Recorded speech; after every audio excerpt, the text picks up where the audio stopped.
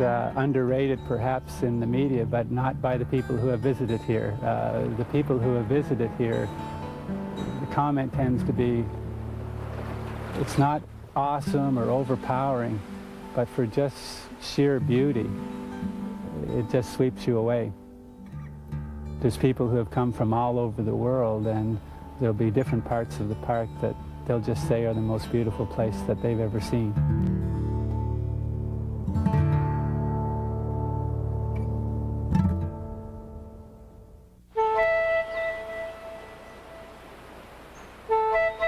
Protection of the environment is a priority in most Canadian parks, and despite the highway running around the edge of it, this park is no exception. Heather Davis knew before she was out of her teens that she wanted to spend her life in the park service. As a naturalist, she has no doubt about the need to educate park visitors. I know a lot of people visualize national parks as recreational areas, and a lot of people do not understand that, you know, the main purpose of the park is to protect a certain portion of Canada for future generations, and sort of the recreational aspect is secondary. It's a really difficult task. It's not easy, and we're always struggling with that issue within national parks. Like other balsam fir forests in the Maritimes, this one in Cape Breton Highlands National Park is afflicted by the spruce budworm. It is not a pretty sight, but naturalists now understand that, like fire, the spruce budworm is part of the regeneration process. Spruce budworm does go through a 75-year cycle, and we knew that there was a cycle early in the century. I guess when the infestation occurred in the late 70s, early 80s, we may not have been expecting it, but through historical records at the time we realized that it was a natural occurrence, and that it would, and that we would just let it run its course through the park. When spruce budworm strikes, a dense, mature balsam fir forest goes right back to the beginning. White birch are among the first new trees to emerge from the devastation. And once they have established a canopy, the firs begin a comeback. But as James Bridgeland explains, the moose are very fond of white birch. Moose was one of the species that was driven to extinction shortly after the Europeans arrived. By the end of the 1800s, northern Cape Breton was missing moose, it was missing caribou, and it was missing timber wolves, all of which had been native here before. In the mid-1940s, moose were reintroduced to the park. The moose population prospered and multiplied during the 50s and 60s. But in the spruce budworm epidemic of the 70s, the balsam firs were wiped out. White birch became the predominant new growth, and the moose population exploded. The birches were promptly besieged by the moose, and once again the delicate balance of an ecosystem was in danger. So one of our considerations is the moose going to affect this birch fir succession? Is it going to delay it? Is it going to force it into another direction? See, the moose are, while they were native here, when they were reintroduced, the major predator, the wolf, was not introduced as well. So we don't know whether or not the population levels that we're seeing at the moment of the moose are what you might expect in a natural system. Now that the hand of man has touched every segment, even of our wilderness areas, let alone a long settled and well-populated region like Cape Breton, is a natural ecosystem still possible? That's something that James Bridgeland has done a lot of thinking about.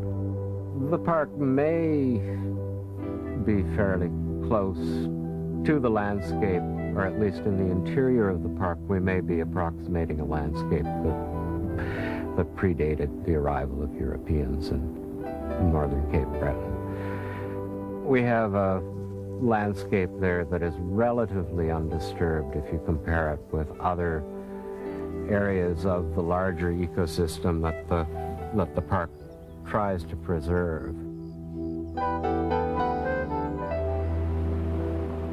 The waves on the beach seem timeless somehow, but they are not the same waves that lapped these shores before industrial pollution. And naturalists do not pretend that what is being preserved in the park is true wilderness. It can't be. It's what James Bridgeland calls a hybrid ecosystem that reflects the biological and cultural realities of this part of eastern Canada, an area that has been colonized by Europeans for 500 years. Once again, we appreciate the value of having spaces where we can observe how the landscape lives and breathes with only minimal human influence. And yet, as development nudges the edges of the park, this island within an island is affected.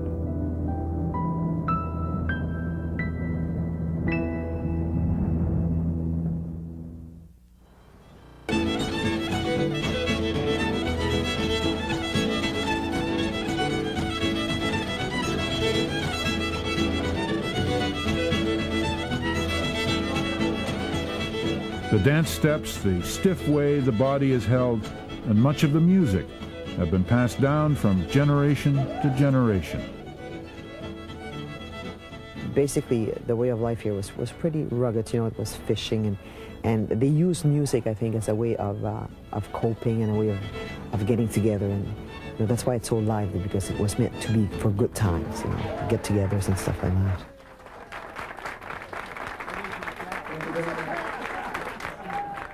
There have been good times and bad times for the Acadian people. Their expulsion in 1775, after they refused to swear loyalty to the British Crown, has been called one of the blackest moments in Canadian history. And their songs recall the pain they felt when they were uprooted and shipped away. We've been surrounded by mostly Scottish people ever since the 1820s or thereabouts, and the two cultures have had their feuds, but mostly good agreement. I think mostly because we were coexisting but yet living independently of each other. There were not that many contacts between the two groups. Charlie Dan Roach, an Acadian historian, often walks out on the old fishing pier at Cap Rouge. It's all that remains of one of several Acadian fishing villages that were evacuated when the national park was created in 1936. Charlie Dan calls it the second expulsion. When the idea came forth to have a Cabot Islands National Park, these people who were settled there apparently posed a problem. For some reason or other, Parks Canada at the time did not see well to have a park with people living in it. They said they had lots of room for animals, but no people. So they had the rather cruel idea of expropriating the land. So it was kind of a second deportation for these people. And there were some 30-some families that were again kicked off their lands. This time it wasn't quite as brutal. They were offered some money, some compensation, but not great amounts, I don't think. And it was certainly a heart-tearing experience for some of them. My father was brought up in the national park.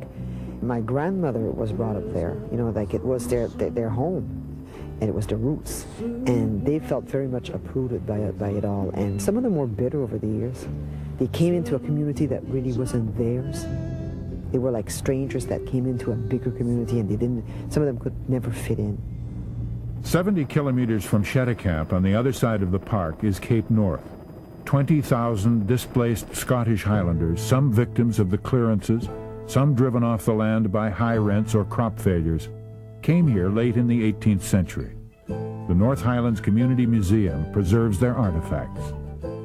To my mind, the museum is one of the most important things you can have, because it's not the things in it really, it's the pride that it develops, not only, you know, with like adults, but also with the children. It gives them a good feeling about their roots and their background, I think. The past is also your future, you know, because if you look in the past and you build from the past, you can look to the future, and it gives you a lot of stability, I think, to have the past behind you and to move forward.